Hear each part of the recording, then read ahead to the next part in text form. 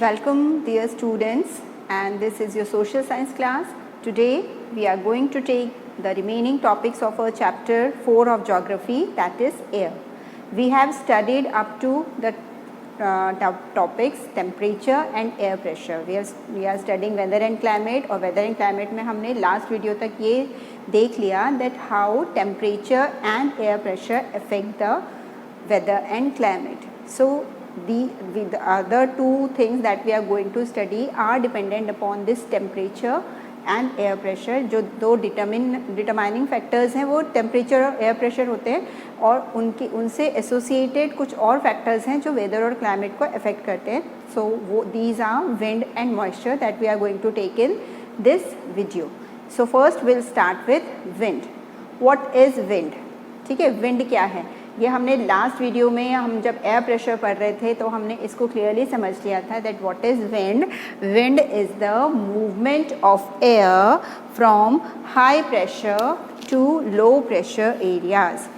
ठीक है, हमने पढ़ा था ना कि how high pressure and low pressures are formed, कैसे हाई प्रेशर बनता है और कैसे लो प्रेशर फॉर्म होता है इन द लैंड, और वो because of the this air pressure is dependent upon the temperature. Temperature जिस जगह का ज़्यादा होगा वहाँ पर एयर हीटेड अप हो जाएगी and it will move upwards and then it will create a region of low pressure. और जहाँ पर एयर ठंडी है, जहाँ का टेम्परेचर कम है, एयर ठंडी है, तो वहाँ का जो एयर होगी it will sink down, it becomes heavy and it will sink down and therefore the pressure of the air will be high there. ठीक है, तो and the air always moves from high pressure areas to low pressure areas, and this moving air is called wind. The movement of air from high pressure areas to low pressure areas is called wind. इसको क्या कहते हैं? इसको wind कहते हैं. ठीक है, अब ये विंड जो है हम लोग हमेशा एक्सपीरियंस करते हैं. कभी हम बाहर जाते हैं तो अच्छी अच्छी हवा चल रही होती है, हम कहते हैं अरे वाह कितनी अच्छी हवा चल रही है. तो कभी बहुत जेंटल होती है ये हवा, बहुत अच्छा लगता है कि हाँ ठंडी ठंडी हवाएं आ रही हैं. तो the winds can be very gentle and it can be stormy also. ठीक है, यू हैव एक्सपीरियंस्ड इट कि कभी कभी बहुत तेज़ हवाएं चलती हैं कि चीज़ें उड़ जाती हैं. इनफैक्ट कई बार ऐसा होता है कि इतना तेज़ स्टॉर्म होता है कि इंसान तक उड़ जाता है, घरों की छतें उड़ जाती हैं. तो these are stormy winds. Winds can be very gentle also and winds can be stormy also. ठीक है, and we all have experience that. There is nothing new in it, you all have experience. अब आपको उसका reason समझ में आ गया है. What is the reason behind it? That जहाँ पर हवा चल रही है दैट मीन्स वहाँ पर कैसा प्रेशर एरिया है? वहाँ पर लो प्रेशर एरिया. अगर आपको ऐसा लग रहा है कि विंड हमारे इस डायरेक्शन से आ रही है, हमें विंड फील हो रही है इस डायरेक्शन से आती हुई, तो यू विल नाउ अंडरस्टैंड कि हम जहाँ पर हैं वहाँ पर इस समय लो प्रेशर एरिया है, वहाँ हाई प्रेशर एरिया है, इसलिए विंड वहाँ से यहाँ आ रही है. सपोज़ इधर से आ रही है तो यू विल अंडरस्टैंड कि इधर हाई प्रेशर एरिया है और हम जहाँ खड़े हैं वहाँ low pressure area, therefore wind is coming from this direction. तो विंड ऑलवेज मूव्स फ्रॉम, और we can say the air always moves from high pressure areas to low pressure areas, and this moving air is known as wind. Right, so here we are going to study about the types of winds. कितने तरह के winds होते हैं? Basically there are 3 types of winds: permanent winds, seasonal winds and local winds. We are going to take them individually. First we are taking these permanent winds. Permanent winds जैसा कि नाम से ही पता चल रहा है, परमानेंट विंड क्या होगी? The wind that blows in a particular direction throughout the year is called permanent wind. अर्थ के ऊपर ऐसी हवाएं जो कि पूरे साल भर एक पर्टिकुलर डायरेक्शन में चलती हैं and they have become a phenomenon, वो एक परमानेंट फिनोमेनन बन चुका है, उसको क्या कहते हैं? परमानेंट विंड्स कहते हैं. ठीक है, there in the book you can see a diagram. Let's understand that diagram. You don't have to go in much detail. बहुत ज़्यादा डिटेल में नहीं जाना है कि ईस्टर्लीज क्या है, वेस्टर्लीज क्या है, कैसे हुआ, क्या हुआ, because that you will study in your class 9. Detailed ये जो चीज़ें हैं वो आप क्लास 9 में पढ़ेंगे. Here you have to understand कि परमानेंट विंड्स जो हैं वो हर पूरे साल ही क्यों बहती रहती हैं, क्यों, क्या चीज़ ऐसी है जो उनको परमानेंट बना देती है. ठीक है, तो उसको हम देखते हैं. See this is the, suppose this is earth and this is equator. तो हमने अभी पढ़ा कि जो सारा खेल है वो किस चीज़ का है, वो है टेम्परेचर का और एयर प्रेशर का। और एयर प्रेशर कैसे बनता है, टेम्परेचर वेरिएशंस की वजह से। तो सपोज दिस इज सन, यहाँ पर सन है और सन जो है वो अर्थ को हीट दे रहा है, और यहाँ पर हीट जो है वो सन की थोड़ा ज़्यादा ही ऊंचा बन गया, सन को थोड़ा नीचा बनाते हैं। यहाँ पर है सन और सन जो है वो अर्थ को हीट दे रहा है, और सबसे ज़्यादा हीट कहाँ पर होती है, this you may have known by now कि सबसे ज़्यादा जो हीटेड एरिया होता है वो होता है इक्वेटर। ठीक है, तो इक्वेटर पर जो इक्वेटोरियल रीजन है, सपोज 30 डिग्री मानकर चलो इसको, 30 डिग्री ऊपर 30 डिग्री नीचे तक बहुत ज़्यादा हीटेड अप एरिया होता है। ठीक है, इक्वेटोरियल रीजन जो है वो बहुत ज़्यादा वहाँ पर हीट एब्जॉर्ब कर रही है लैंड। तो दैट मीन्स कि कैसा होगा वो रीजन, टेल मी नाउ। जो ज़्यादा हीटेड अप होगा तो उसकी एयर जो है वो हीट हो जाएगी, वो ऊपर चली जाएगी। तो यहाँ पर कैसा एरिया क्रिएट होगा, हाई प्रेशर एरिया। ठीक है, और यहाँ पर कंपैरेटिवली लो प्रेशर एरिया होगा, सॉरी ये लो प्रेशर एरिया, क्योंकि एयर जो है वो ऊपर चली गई और यहाँ पर एयर ठंडी है, तो ये high pressure area. So the movement of air will be similarly here also, tropic of cancer है, ये ट्रॉपिक ऑफ कैप्रिकॉर्न है, यहाँ पर भी हाई प्रेशर एरिया होगा। ठीक है, क्योंकि यहाँ की विंड कंपैरेटिवली, यहाँ की एयर कंपैरेटिवली इस एरिया से ठंडी है, यहाँ पर सबसे ज़्यादा गर्म है, ये कंपैरेटिवली इससे ठंडा है। तो the air will start moving in this direction. Do you understand this? From Tropic of Cancer to equator and from Tropic of Capricorn also to equator, towards equator. तो this will be the movement. तो ये एक permanent phenomenon है, ये हमेशा ऐसे ही रहेगा, क्योंकि सन की हीट इक्वेटर पे सबसे ज़्यादा पड़ेगी, फिर वो यहाँ पर हाई प्रेशर एरिया होगा या लो प्रेशर होगा, तो the winds will move in this direction. Do you understand? Now what happens कि यहाँ जो ये पोलर रीजन है, यहाँ पर हाई प्रेशर एरिया होता है, क्योंकि पोल्स बहुत ठंडे होते हैं, यू नो ना कि पोल्स जो हैं वो बहुत ठंडे होते हैं। ये पोलर रीजन जो है ये बहुत ठंडे होते हैं, यहाँ पर पूरे साल बर्फ़ जमी होती है। तो ये region, this will be high pressure region, और इनके कंपैरिजन में ये जो रीजन है ये लो प्रेशर होगा, क्योंकि यहाँ पर बहुत ज़्यादा ठंड है, यहाँ उतनी ठंड नहीं है। तो comparatively here is this is high pressure area and here this is low pressure area. समझ में आ रहा है? तो the air will move from this direction to this direction. आ रहा है समझ में? तो इस तरह से ये जो विंड्स हैं ये परमानेंट विंड्स हैं, लाइक ट्रेड विंड्स कहते हैं इनको, these are trade winds, easterlies, westerlies, ऐसी बहुत सारी विंड्स होती हैं which are permanent winds because this is a permanent phenomenon on earth. Equator पे लो प्रेशर होगा, ये परमानेंटली फिक्स्ड है, यहाँ पर इसके कंपैरिजन में हाई प्रेशर होगा, पोल्स पर हाई प्रेशर होगा क्योंकि पोल्स बहुत ठंडे होते हैं, उनके कंपैरिजन में ये जो सब पोलर रीजन है यहाँ पर लो प्रेशर होगा, तो यहाँ की विंड जो है वो यहाँ से यहाँ मूव करेगी। तो इस तरह से ऑल दीज आर फिक्स्ड, और we can say these are permanent, and therefore the winds blowing in these areas are called permanent winds, right. तो अब हम आते हैं अपना सेकेंड विंड पर, that is seasonal winds. Seasonal winds क्या हैं? The winds that blow in a particular season are called seasonal winds, and these winds can change their directions. ये जो winds हैं ये अपनी directions change कर लेती है। आ रहा है समझ में? उसको क्या कहते हैं? seasonal winds. seasonal winds का एक बहुत अच्छा एग्जाम्पल है हमारी कंट्री में बहने वाली मॉनसून विंड। सपोज ये हमारा लोअर रीजन है, मॉनसून विंड्स कहाँ से एंटर होती है हमारी कंट्री में? From the south west. ठीक है, यहाँ से दीज आर हमारी जो मॉनसून विंड्स हैं वो साउथ वेस्ट मॉनसून होती है। ठीक है, इसको क्या कहते हैं? South west monsoon winds. The seasonal winds का डेफिनेशन समझ में आ गया? The winds that blow in that blow in a particular season or in a particular time of the year and which can change their direction are called seasonal winds. तो इसका the best example is for you to understand is the monsoon. जो monsoon है वो हमारी country में कहाँ से enter होता है? साउथ वेस्ट से एंटर होता है। साउथ वेस्ट मानसून विंड्स आती हैं और ये पूरे हमारी कंट्री में रेन करवाती हैं in the eastern region, in the western region, in the central region, और ये यहाँ से क्रॉस करती हुई फिर उसका बहुत फिनोमेना है कि वो ऐसे जाती हैं, कुछ विंड्स यहाँ से जाती है, कुछ विंड्स यहाँ से जाती हैं, और फिर ये कौन से मंथ में होता है? This happens in the month of July, ठीक है। जुलाई से जून जुलाई पे एंटर कर जाती है साउथ वेस्ट मानसून, और यहाँ पर पूरे में रेन करवा के and then they return back, वो वापस आती है, ठीक है। ये वापस आती हैं अपना मानसून करके, इनको कहते हैं रिट्रीटिंग मानसून, और ये वापस आती हैं in the month of October November, ठीक है। And these winds are called retreating monsoon, जो वापस आ रही है। So this is the example of seasonal wind, क्योंकि ये कौन से सीज़न में, एक पर्टिकुलर सीज़न में हो रहा है ईयर के, that is south west monsoon जो है वो जून जुलाई में आएगा और अक्टूबर नवंबर में एंटर करेगा इंडिया में, और अक्टूबर नवंबर में रिट्रीट करेगा। This is called advancing monsoon, this is called retreating monsoon. तो this is the example of seasonal wind, क्योंकि ये एक पर्टिकुलर सीजन में आ रहा है और ये अपना डायरेक्शन चेंज करके वापस लौट रही है।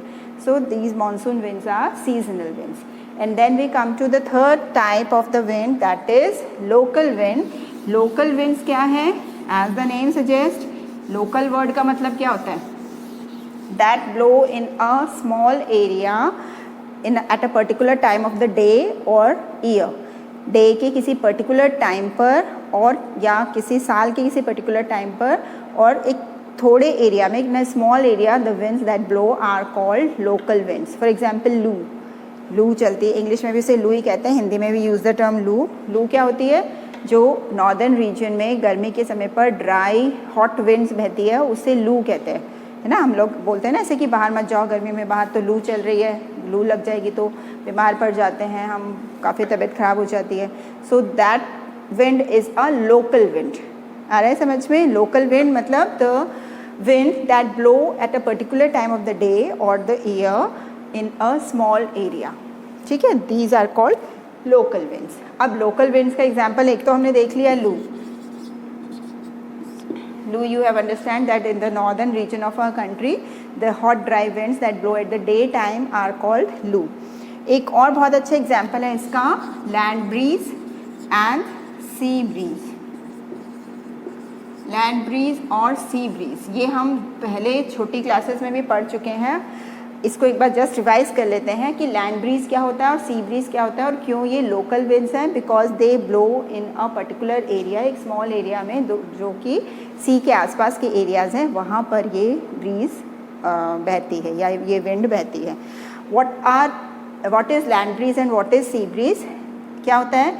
सपोज दिस इज़ वाटर और यहाँ से लैंड शुरू हो गया, दिस इज़ ओशन। तो क्या होता है जब सन आता है in the morning, when the sun gives its heat to the land and water, यहाँ पर भी हीट पड़ रही है और यहाँ पर भी हीट पड़ रही है, तो क्या होता है पानी जो है it takes more time to get heated up as compare to land. Land gets heated up easily, जल्दी हीटेड अप हो जाता है लैंड पार्टिकल्स, और पानी को गर्म होने में टाइम लगता है, जिसका एक मतलब वो साइंस का एक फंडामेंटल है कि लैंड जो है वो कंडक्शन के प्रोसेस से हीट होता है और ये कन्वेक्शन के प्रोसेस से हीट होता है। Will not go in much detail, बस you have to understand that land gets heated up easily and quickly as compared to water, ठीक है। तो क्या होता है जब ये लैंड हीटेड अप हो जाएगा तो यहाँ की एयर भी हीटेड अप हो जाएगी।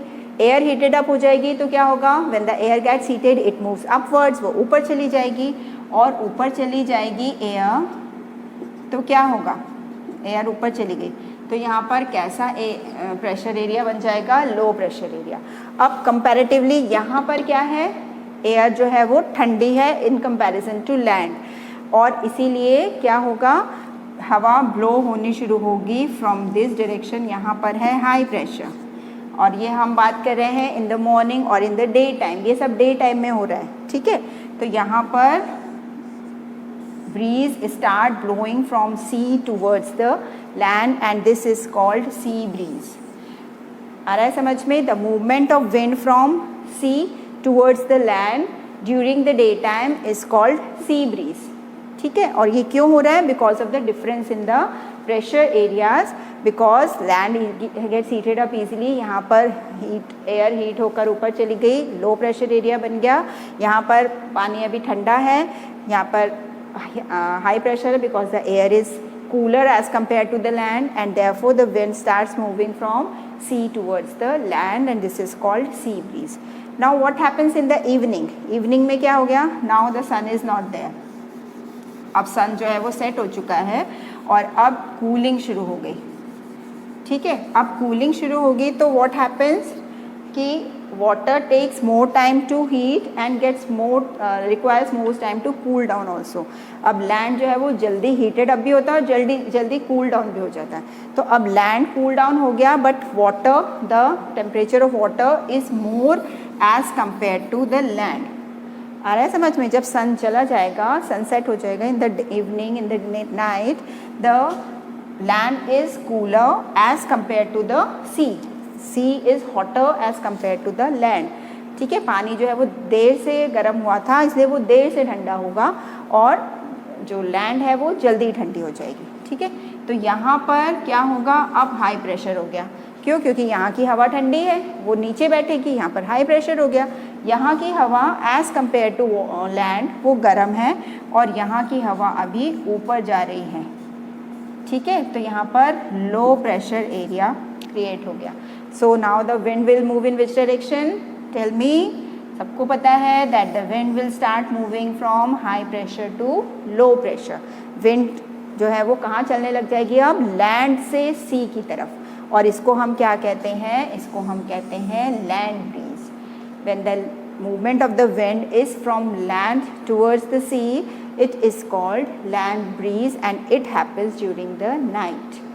आ रहा है समझ में? So this is the example of local wind. Local wind का क्यों कह रहे हैं इसको? Because it blows only in the coastal areas, जो कि समुद्र के पास वाले एरियाज हैं, वहाँ पर सी ब्रीज चलेगी दिन के समय from sea towards the land, and land breeze चलेगी रात के समय from land towards the sea.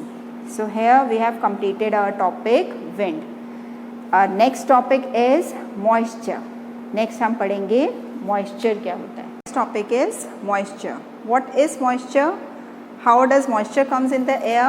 We all know that the when the land gets heated up from the sun by getting the solar energy, the water present in the land and in the water bodies gets evaporated.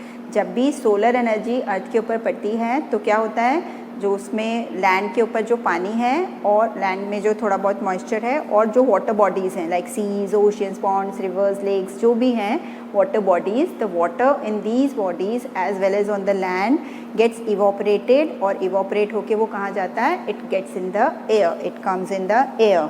So the amount of moisture present in the air at any time is known as humidity.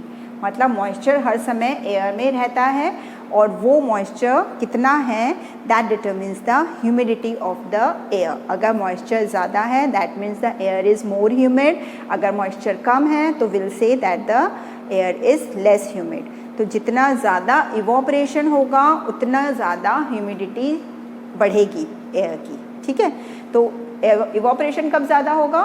जब गर्मी ज़्यादा होगी, जब temperature ज़्यादा होगा. When the air is warmer, जब हवा बहुत गर्म होती है तो क्या होता है? इवोपरेशन ज़्यादा होता है और ज़्यादा वाटर वेपर फॉर्म होते हैं, and water vapour that gets in the air and the humidity of the air increases, ठीक है. आपने देखा होगा कि जब हम लोग अभी गर्मियाँ होती हैं, जब when the sun is very intense and heat is very intense, तो हम लोग कपड़े अगर बाहर सूखने के लिए डालें तो थोड़ी देर में the clothes gets dried up, जो उनके मॉइस्चर होता है वो निकल जाता है. But what happens in the rainy season? Rainy season में क्या होता है?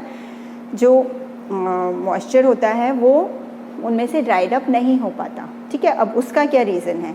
उसका रीज़न ये है कि जो सन की जब गर्मी बहुत ज़्यादा होती है तो एयर में ह्यूमिडिटी जो है वो मॉइस्चर जो है वो होता है, but if the air is very warm तो it moves upwards, it moves above, ठीक है. एक लेवल से ऊपर राइज कर जाती है. The water vapour rises in the air. समझ में आ रहा है? जब मॉइस्चर तो प्रेजेंट है एयर में, लेकिन मॉइस्चर गर्म हवा क्या होती है? ऊपर उठाती है, ऊपर उठती है, ठीक है. तो जब वाटर वेपर प्रेजेंट है एयर में तो एयर बिकम्स हैवी, वो हैवी हो जाती है and it requires more energy to move upwards. तो वाटर वेपर को ऊपर उठाने के लिए हवा में ज़्यादा एनर्जी की ज़रूरत होती है, ज़्यादा वार्म होगी तभी वो उसको ऊपर उठाएगी। बारिशों के समय क्या होता है, एयर इतनी उसमें एनर्जी नहीं होती है कि वो वाटर वेपर को ऊपर उठा दे, मतलब वो ऊपर बहुत हाइट पर चली जाए और राइज हो जाए ज़्यादा। तो एनवायरनमेंट में चारों तरफ क्या होता है, वाटर वेपर प्रेजेंट होते हैं और इसीलिए कपड़े सूखते नहीं हैं। हमारी बॉडी पर जो ह्यूमिडिटी के समय जो पसीना आता है, हमको स्वेटिंग बहुत ज़्यादा होती है, मतलब पसीना तो गर्मियों में भी आता है बट जब बहुत ज़्यादा गर्मी होगी तो पसीना सूख भी जाता है। बट इन द ह्यूमिडिटी जब ज़्यादा होगी, ह्यूमिड एटमॉस्फेयर होगा तो पसीना जो है वो बॉडी पर ठहर जाएगा या पसीना जो है वो ड्राई अप नहीं होगा, इवोपरेट नहीं होगा। क्यों? Because there is already a lot of humidity, a lot of moisture in the air. जब एयर बहुत वार्म हो जाती है तब वो वाटर वेपर को ऊपर उठा देती है, तब ह्यूमिडिटी लेस होने लगती है, या वी कैन से कि और वाटर वेपर आने की गुंजाइश बढ़ जाती है, जगह खाली हो जाती है तो और इवोपरेशन हो सकता है जब, लेकिन वो वाटर वेपर इवोपरेट होने के बाद ऊपर जा रहा है, वो राइज हो रहा है। बट इफ़ द इतनी एनर्जी नहीं है, हमारे चारों तरफ ही मॉइस्चर घूम रहा है, तो हमको कैसा फील होता है, we feel a lot of uncomfortableness, uncomfortability होती है, इनकन्वीनियंस होती है, क्योंकि पसीना जो है वो सूख ही नहीं रहा है। चारों तरफ जो एयर है हमारे उसमें बहुत सारा मॉइस्चर है, तो it increases the humidity of the air.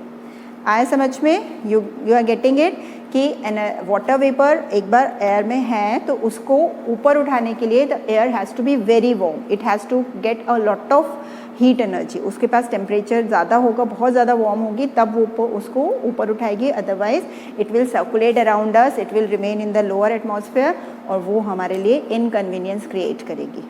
ठीक है, तो अब हम ये देखते हैं कि how the rain occurs. Water vapour जो है वो क्या होता है, बहुत ज़्यादा गर्मी हो जाती है, बहुत ज़्यादा एयर वार्म हो जाती है तो वाटर वेपर राइजेस अप। अब जब ऊपर जाता है water vapour, then what happens, because the air pressure is less there और वहाँ पर टेम्परेचर भी कम होता है। You have studied in the temperature point that as we go higher the temperature starts decreasing. ठीक है, तो टेम्परेचर कम होने लगता है, जैसे हम पहाड़ों पे जाते हैं तो टेम्परेचर हमें कम लगता है ना, the same thing applies here. तो ऊपर जाते हैं तो वाटर वेपर कंडेंस होने लगते हैं, वो कूल डाउन हो जाते हैं तो वो कंडेंस होने लगते हैं। You are getting it? यहाँ से ओशन से वाटर वेपर उठे तो अगर वो एनवायरनमेंट में ही चारों तरफ घूम रहे हैं तो दे आर क्रिएटिंग ह्यूमिडिटी। ठीक है, लेकिन अगर ये यहाँ से और ऊपर चले गए, काफ़ी ऊपर चले गए तो क्या होगा, यहाँ पे दे स्टार्ट कूलिंग। यहाँ पर वाटर वेपर जो है उनकी कूलिंग शुरू हो जाती है और कूलिंग होगी तो क्या होगा, वाटर वेपर की कूलिंग होगी तो क्या होगा, कंडेंसेशन होगा। आ रहा है समझ में? वाटर वेपर जब कूल हो जाएंगे तो they will condense in the water, in the form of water, वापस से लिक्विड बनेंगे और वो क्या बन जाते हैं, दे फॉर्म ड्रॉपलेट्स।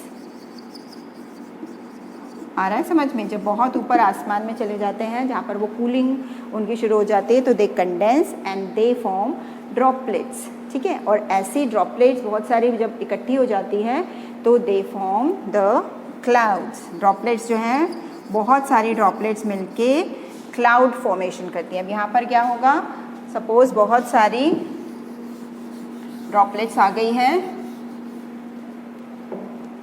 कूलिंग हो गई, कंडेंसेशन हो गया, यहाँ पर ड्रॉपलेट्स बन गए। अब यहाँ पर क्या हो रहा है, क्लाउड का फॉर्मेशन हो रहा है। इसके अंदर बहुत सारी वाटर वेपर्स की वाटर की ड्रॉपलेट्स हैं। आ रहा है समझ में? इस तरह से क्लाउड फॉर्मेशन हो जाता है। अब क्लाउड फॉर्मेशन में भी when the droplets become too heavy, जब ड्रॉपलेट्स जो है वो एक दूसरे से जुड़ती जाती ऐसे करके बहुत सारा बड़ा सा क्लाउड बन जाता है। And when these water droplets become too heavy then they fall on earth in the form of precipitation. आ रहा है समझ में? प्रेसिपिटेशन मतलब रेन, रेन के फॉर्म में वो नीचे गिर जाती है। When they become too heavy then they start falling again on earth। ये हमने वाटर साइकिल में भी पढ़ा हुआ है ना, दूसरी in junior classes you have studied it in water cycle कि कैसे रेन होती है। यहाँ से इवोपरेशन हो रहा है, वाटर वेपर बन रही है। वाटर वेपर अगर एटमॉस्फेयर में है तो वो ह्यूमिडिटी कहलाती है, क्योंकि this is the moisture present in the air. When the air gets more warmer, जब ज़्यादा वार्म हो जाएगी तो वाटर वेपर और ऊपर जाएगा। वाटर वेपर और ऊपर जाएगा तो क्या होगा, ऊपर टेम्परेचर कम है, दोबारा से कूलिंग होएगी। कूलिंग होएगी तो कंडेंसेशन होगा, कंडेंसेशन होगा तो वाटर ड्रॉपलेट्स बनेंगे, और वाटर ड्रॉपलेट्स क्या बनाएंगे, क्लाउड्स बनाएंगे। ये क्लाउड्स बन गए। अब क्लाउड्स में अगर वाटर ड्रॉपलेट्स का जो सैचुरेशन आ जाएगा, या वाटर ड्रॉपलेट्स बहुत बड़े हो जाएंगे, साइज़ में बहुत हैवी हो जाएंगे, तो क्लाउड्स उसको रिटेन नहीं कर पाएगा, उसको होल्ड करके नहीं रख पाएगा, and then it will fall in the form of rain और प्रेसिपिटेशन। आ रहा है समझ में? So this is the phenomena of rain और precipitation. See this is all precipitation that comes down on the earth in the liquid form is known as rain. जो precipitation अर्थ पर liquid form में वापस आता है उसे रेन कहते हैं। And most of the ground water comes from the rain. जो ग्राउंड अंडरग्राउंड वाटर होता है ना, हम लोग यूज़ करते हैं, जो हमारे लिए बहुत इंपॉर्टेंट है underground water, that comes from rain. क्योंकि ये जब रेन होती है तभी पानी जो है ज़मीन एब्जॉर्ब कर लेती है और वो अंडरग्राउंड वाटर बन जाता है। इसके लिए the very important role is played by the plants and trees, because plants and trees holds the soil, और ये सॉइल जो है फिर वो पानी को एब्जॉर्ब कर लेती है। And this is how they prevent the flood also. ठीक है, यू कैन अंडरस्टैंड इट। ये हमने पढ़ा भी हुआ है पहले, हाउ दीज प्लांट्स, ये तो मिटा दो, ये आपको समझ में आ गया।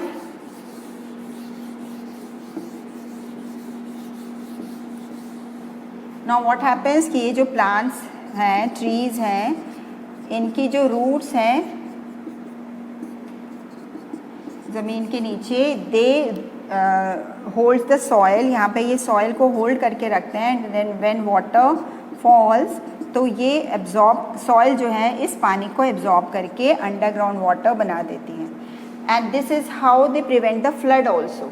ठीक है, ये क्योंकि अगर पेड़ नहीं होंगे तो क्या होगा, सॉइल नहीं होगी। पेड़ की जड़ें ही सॉइल को रोक कर रखती हैं, सॉइल को पकड़ कर रखती हैं, दे होल्ड द सॉइल। तो अगर पेड़ नहीं होंगे तो क्या होगा, there will be no soil, soil का इरोजन हो जाएगा, और बहुत जो पानी जो है वो अंडरग्राउंड में वाटर नहीं बन पाएगा, मतलब एब्जॉर्ब नहीं हो पाएगा लैंड पे, and it will create floods. ठीक है, इसको इस तरह से भी समझ सकते हैं। सपोज़ ये एक पहाड़ है और यहाँ पर एक और पहाड़ है, दो माउंटेन्स बनाते हैं हम, so that it will be easy for you to understand. इस पहाड़ पे बहुत सारे पेड़ हैं, बहुत सारी ग्रीनरी है, बहुत सारे पेड़ हैं। ठीक है, इस पहाड़ पे कुछ भी नहीं है, यहाँ भी पेड़ हैं, यहाँ भी पूरा पूरा हरा भरा पेड़, हरा भरा पहाड़ है। तो जब बारिश होती है तो क्या होगा, बारिश होगी तो यहाँ पर जब बारिश होगी इस पहाड़ के ऊपर, तो ये पेड़ जो हैं, इनकी जो सॉइल है इनके पास, that will hold the moisture, that will hold the water, और ये पूरा वाटर जो है ये अंडरग्राउंड वाटर बन जाएगा और यहाँ चला जाएगा।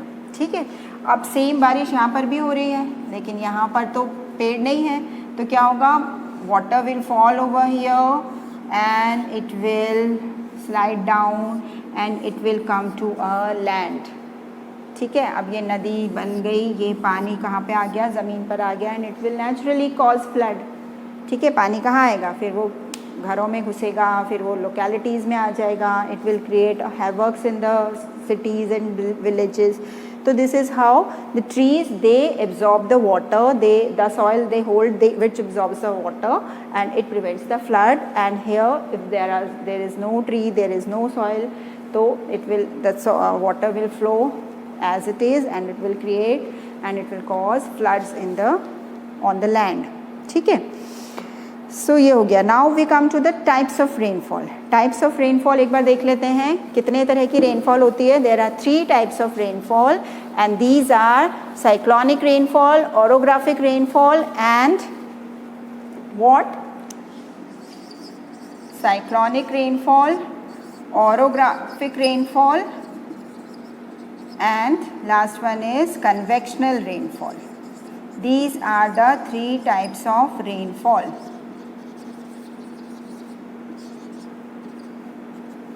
साइक्लोनिक रेनफॉल बता देती हूँ जल्दी से। साइक्लोनिक रेनफॉल क्या है?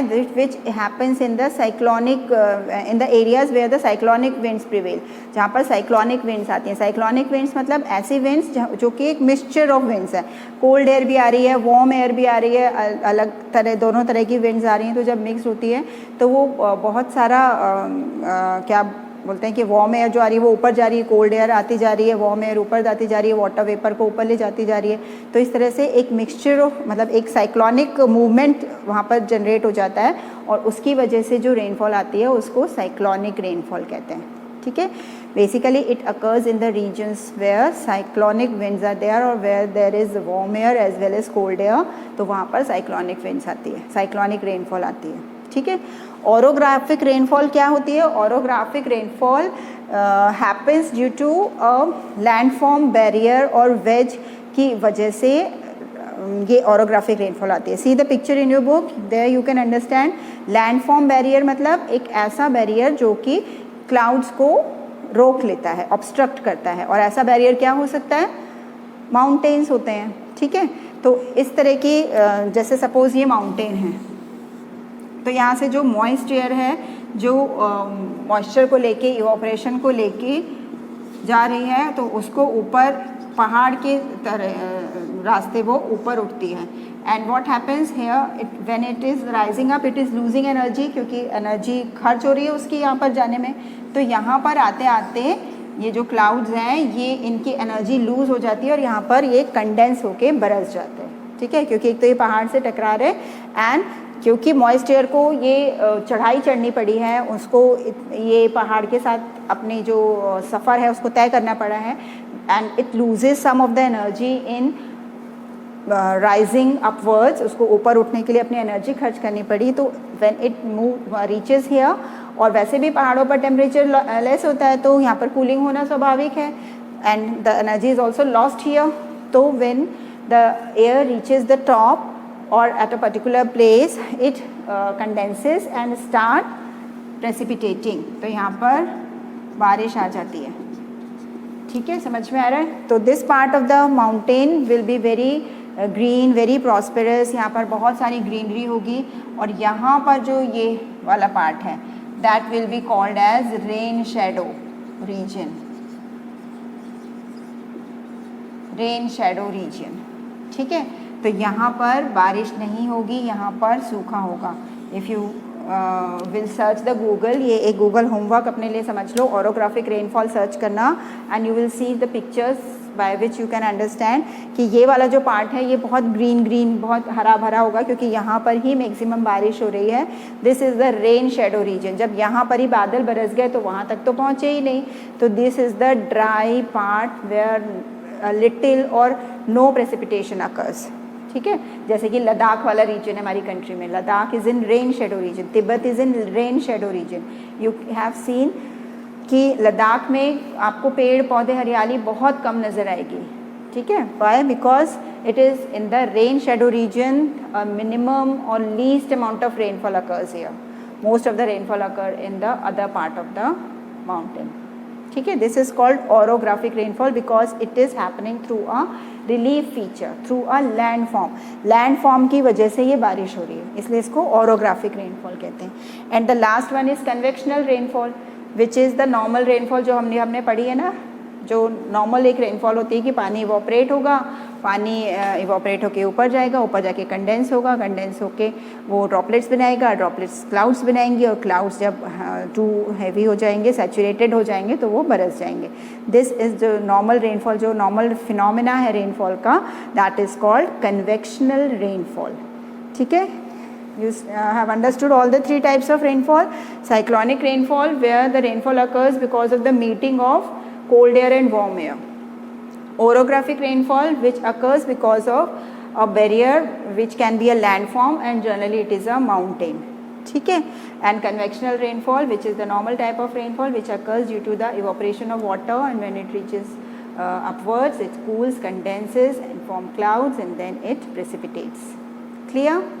So this is about rainfall. Now rainfall is very important. How importance of rainfall अगर पूछा जाए आपसे तो what will you say? That rainfall is very important for the survival of plants as well as animals as well as human beings. हम सभी के लिए rainfall बहुत ज़रूरी है क्योंकि हम जानते हैं कि हमारा underground water replenish किससे होता है? Only through the rain water से ही हमारे को अंडरग्राउंड वाटर मिल रहा है. तो therefore this is very very important for us. It brings fresh water to the earth surface. और अगर पानी नहीं होगा तो क्या होगा? रेनफॉल नहीं होगी तो there will be water scarcity और सूखा पड़ जाएगा. पेड़ पौधे नहीं उगेंगे, फसलें नहीं उगेंगी, खाने को नहीं होगा लोगों के पास. और अगर ज़्यादा होगी रेनफॉल तो फ्लड्स आएंगे. So excess and less both scarcity both are harmful. अगर बहुत स्कैरसिटी हो जाती है रेनफॉल की तो भी हमारे लिए नुकसान है. And if there is excess of rainfall तो भी हमारे लिए नुकसान है क्योंकि फ्लड्स भी बहुत सारे डैमेजेस करके जाते हैं. Now we have a case study to discuss and we will discuss in it. This is very easy to understand. You can read it in your book कि एक साइक्लोन नेचर्स फ्यूरी मतलब nature का प्रकोप, nature का गुस्सा हमें कैसे देखने को मिलता है in the form of cyclone. Cyclone क्या है? जो कि ज़्यादातर कहाँ पर आता है? ऐसी जगहों पर जहाँ पर एक वाटर बॉडी है और तीन तरफ लैंड से, तीन या चारों तरफ से लैंड से वो